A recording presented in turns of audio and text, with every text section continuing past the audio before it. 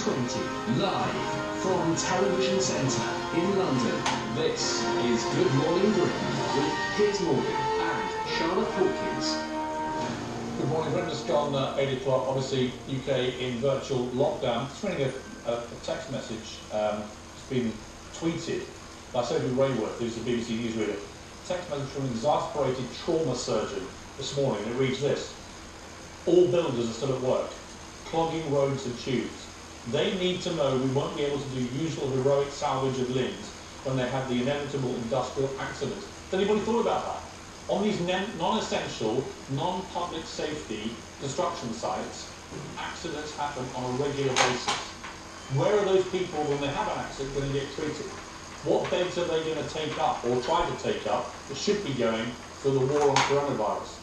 People have not thought this through, and I feel very sorry for people in the construction business, particularly if they're self-employed and they're worried about where money's going to come from. This is a very, very difficult time for everybody, but the government must be clear, because we cannot have hospitals full up with construction workers falling off building sites for non-essential projects. Yeah. Not really else. You're talking about consequences that people aren't aware of. The consequences of little actions. You mentioned some there. Bicycle shops staying open, that's crazy. I'll tell you why it's crazy.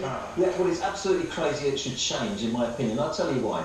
This is not the time to go and buy a bicycle. If you haven't got a bicycle at home, go for a walk, go for a run, borrow somebody else's bicycle, but make sure you sterilise it carefully first. Use a skipping rope. You know, do exercises at home. Why should bicycle shops not be open? Because if you go to a bicycle shop, you're going to be touching bicycles that hundreds of other people have touched, and there'll be lots of other people in there. You'll be talking to the cashier, you'll be close to the cashier, you'll be talking to the card swipe machine. It's going to contact a lot of people altogether. It's exactly what we shouldn't be doing. That's one consequence. Let me just come back here on one thing. Some people will say, what's the difference between that and the supermarket?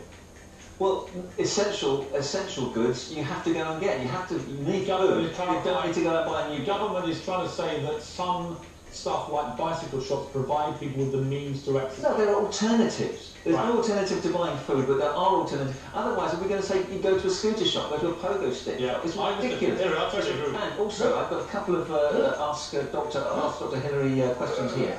Can we go out in the car if we don't get out of the car? No, you can't, and I'll tell you why you can't. Because you're going to need petrol for that car. Yeah. You go to a petrol station, you talk to the cashier, you use the card swipe machine, you're touching confectionery perhaps that other people have touched. You have an accident, you're going to meet 10, 15 other people. That's why these things have consequences, and we have to take them seriously. Also, somebody called, you're sitting too close to Charlotte, you're not 2 metres away. Usually I'd say you can't get too close to Charlotte, but in this instance we are 2 metres away. It's the TV cameras being a little bit deceptive for the same reason that even Piers looks slightly larger than he normally does. It's a deception. 1-0. It's a deception of the camera. 2 metres as far away as possible at the moment. We have plenty of hand gel here. And we're using it. We do. Listen, we've got the best person in the world to advise us, Dr. Hillary. If you want to get questions answered by Dr. Hillary, ask Dr. H is the hashtag on Twitter. It's trending as normal. He's got answers that frankly we need from the government. He's got clarity. We're still joined by the Mirror's Kevin Maguire, the Sun's Tom Newton-Dunn, Nigel Farage. Nigel, the leadership is a difficult thing. I watched Boris Johnson last night, and having been very critical of him for the last 2 weeks.